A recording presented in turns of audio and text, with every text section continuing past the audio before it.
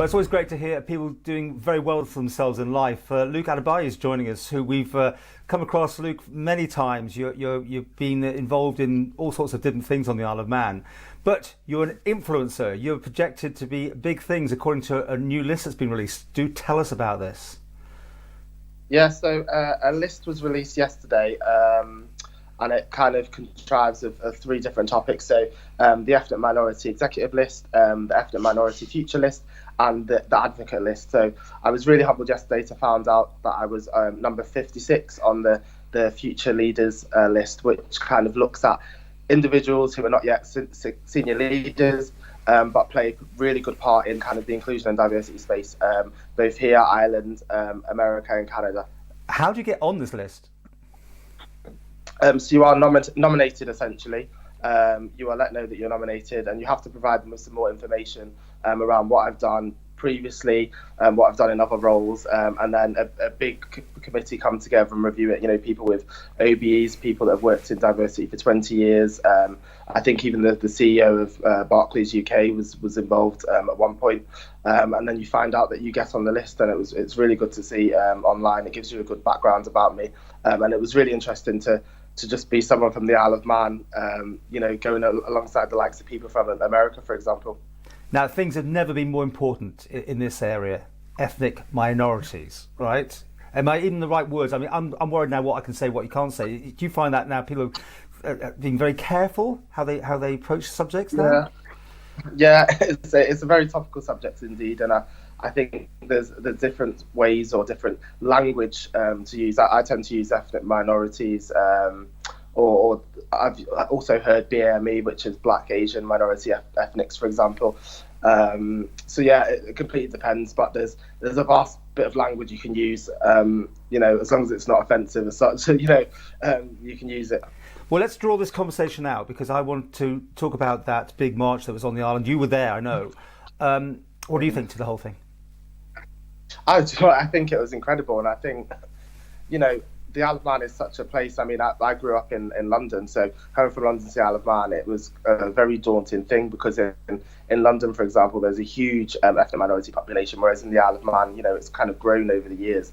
And to see so many people, what I like to call advocates, so people, that are not an ethnic minority, be there and kind of advocate the Black Lives Matter campaign is remarkable. And you don't actually realise how much people back that campaign until they come out and come to a protest about it, and just to see a plethora of people up and down the prom was just remarkable, and I think it was a big milestone for the island, but I still think there's a lot more work to do. Okay. What more can we be doing? So I think there's a bit of probably work to be done, probably people of young age especially, actually. I know in the UK now they do some sort of diversity training for younger children, for example. Not so much in-depth information, but kind of get them used to, we've seen in adverts now they use more ethnic minorities and different races, in children's books, in recipes, in, TV adverts, or even television now. There's a huge piece going on, but over here it's just more about having more open conversation. And there's something I've done in the past around unconscious bias, where that is kind of what you think in your head, saying it, and how it actually affects other people. So, for example, a good example is that saying, you're so gay. People say that day to day as if it's a fun and joke, but actually someone in the LGBTQ plus community would take offence to that. So it's actually thinking more about what you are saying and how it can affect that other person. And you'd have been involved in Isle of Pride, wouldn't you, by now? The first one would have taken place? Yeah, so we would have partied by now. I probably would have slept for a couple of days, but yeah.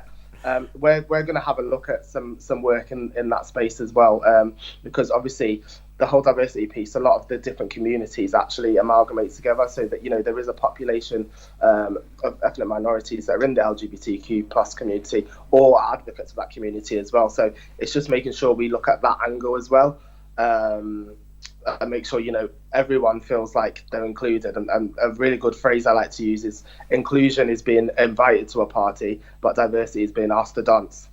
Very nice. And that's always resonated with me. Now, you've always had support from the companies you work for, haven't you?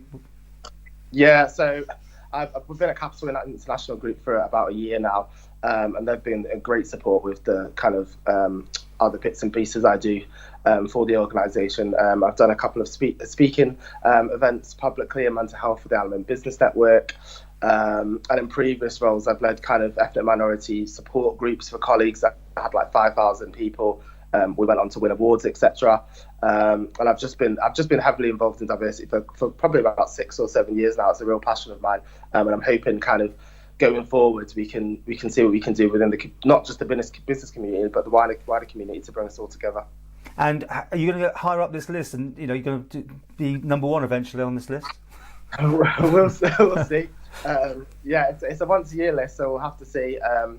I think they had over 7,000 nominations in the end. So, to just even be on there is incredible. And I'm really humble about it. And just to be from the Isle, to see someone there from the Isle of Man and that they've never had before, I'm really proud of. And if somebody needs support, maybe someone's got a problem, do they come to you, or have you got some advice you can pass people on to? Yeah, I suppose if anyone kind of speaks out of turn or anything like that, it's just to go back to them and say, rather than get angry, kind of teach them what to say. They might not mean to cause offence. So as I said before about the unconscious bias, it's teaching people how to use the correct language and teaching people about why this process happened, what's it about, what's the kind of aim of it, and just talk about it like adults. You can get angry about it, but if we don't teach people, things like racism will just continue and continue. So it's making sure we just have that medium where we say to them, maybe just say it a bit different next time, or actually this is how that makes me feel. And finally, do you find the Isle of Man as a tolerant place for all minorities or not? Absolutely. Don't get me wrong. I had a spite of racism actually probably 6 or 7 years ago, and I don't think it's completely gone. There probably is a minute bit of it, but for the large proportion, I would say absolutely the Isle of Man's tolerant. I absolutely love living here, and it's always made me feel included. So, yeah, absolutely.